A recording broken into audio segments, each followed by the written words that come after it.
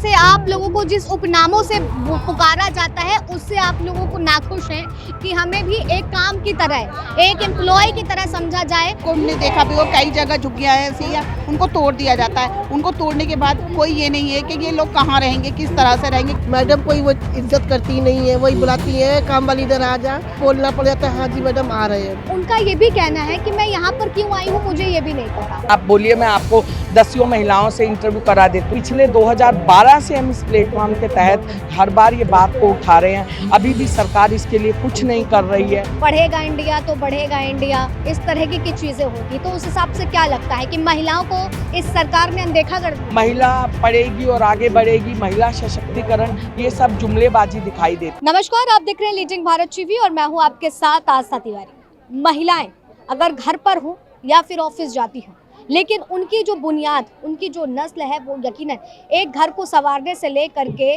दुनिया को संवारने तक का वो वजूद स्थापित करती हैं।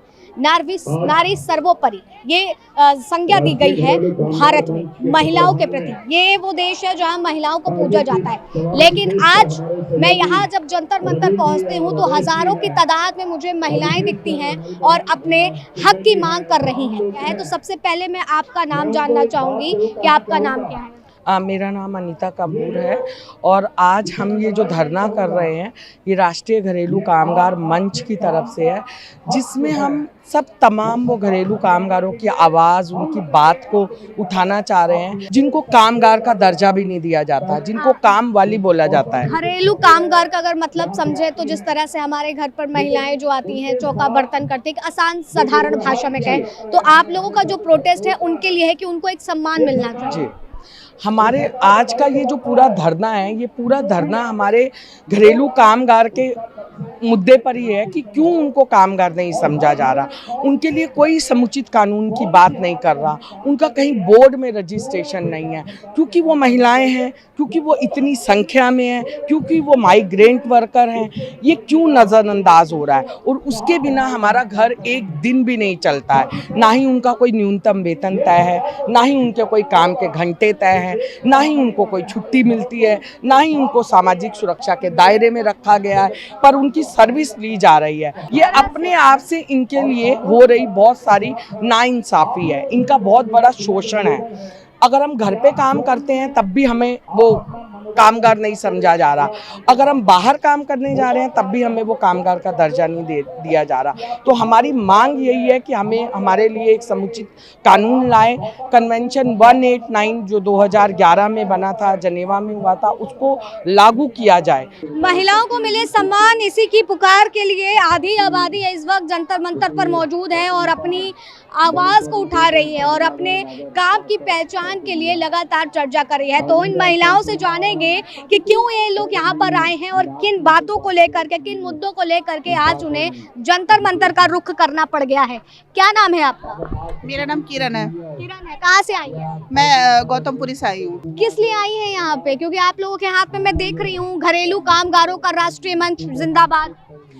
हम घरेलू कामगार हैं और जो हमारी मांगे हैं वो पूरी नहीं हो रही है। जैसे कि हमारे जो काम करने की जगह है उसे कार्यस्थल माना जाए, परंतु मानते नहीं है। हमें कामगार कोई नहीं बोलता है, कोठी वाले या काम वाली बोलते हैं, है ना, कि काम वाली सुनो, या इसलिए कामगार का दर्जा नहीं देते हैं। मतलब जिस तरह से आप लोगों को जिस उपनामों से पुकारा जाता है उससे आप लोगों को नाखुश हैं कि हमें भी एक काम की तरह, एक एम्प्लॉय की तरह समझा जाए, ना कि इस तरह के शब्दों का इस्तेमाल किया जाए। और जो हम जहाँ हम काम करते हैं उसको काम कार्यस्थल का दर्जा दिया जाए, जहाँ हम काम, क्योंकि नियोक्ता कभी भी अगर हमारे रास्ते बीच में कोई एक्सीडेंट हो जाती है, कोई दुर्घटना हो जाए तो कोई उसकी जिम्मेदारी नहीं उठा रहे। अगर हमारे जहाँ हम काम कर रहे हैं उसे कार्यस्थल माना जाएगा तो अगर हम पे कोई मुसीबत भी आती है तो वहाँ से नियोक्ता हमारी मदद कर सकते हैं। तो क्या लगता है कि जिन मांगों के लिए आप आई हैं यहाँ पे सरकार सुनेगी? नहीं, हम अपनी हर बारी आते हैं, अपनी मांग रखते हैं, अपनी बातें रखते हैं, मगर इनके कान में अभी सुनाई नहीं आ रही है। समय लग रहा है, पता नहीं कब तक लेंगे, मगर ये सुनना चाहिए इनको। सरकार को सुनना चाहिए। जब इतने गरीब लोग कोठियों में काम करने वाले काम करते हैं, मैडम कोई वो इज्जत करती नहीं है, वही बुलाती है काम वाली इधर आ जा, तो अब मजबूरी ऐसी आती है जो बोलना पड़ जाता है हाँ जी मैडम आ रहे हैं। तो कुल मिला के हम ये चाहते हैं कि अब टाइम से टाइम होता जा रहा, लंबा टाइम खिंच गया करते करते काम, और कई 15 साल हो गए 20 साल हो गए करते करते, तो कम से कम इतना तो होना चाहिए कि एक आदर, एक सम्मान मिलना चाहिए। हाँ लेकिन जिस तरह से ये सरकारें आधी आबादी की बात करती हैं, ये सरकारें महिला सशक्तिकरण की बात करती हैं, लेकिन उसमें लगता है कि महिलाएं पीछे छूट गई हैं इनके हिसाब से। हाँ मैम, पीछे छूट गई हैं क्योंकि हमारी महिलाओं को कोई पहचान नहीं दी जा रही है। हमारे को आवास की सुविधा नहीं है। आपको हमने देखा भी हो, कई जगह झुग्गियाँ ऐसी हैं, उनको तोड़ दिया जाता है। उनको तोड़ने के बाद कोई ये नहीं है कि ये लोग कहाँ रहेंगे, किस तरह से रहेंगे, कैसा जीवन यापन करेंगे, कोई मतलब नहीं है। हमारे को जैसे हम बीमार हो जाते हैं ना, हमारे लिए ESI की सुविधा है ना, PF की सुविधा है। अगर हम बीमार हो जाते हैं, हम हार्ट तक बीमारी से मर जाते हैं, मगर उन लोगों को फर्क नहीं पड़ता। तो हमें ESI और PF भी चाहिए। कम से कम न्यूनतम वेतन भी होना चाहिए जो कि हमारी रोटी कपड़ा मकान की जरूरतों को पूरा कर सके।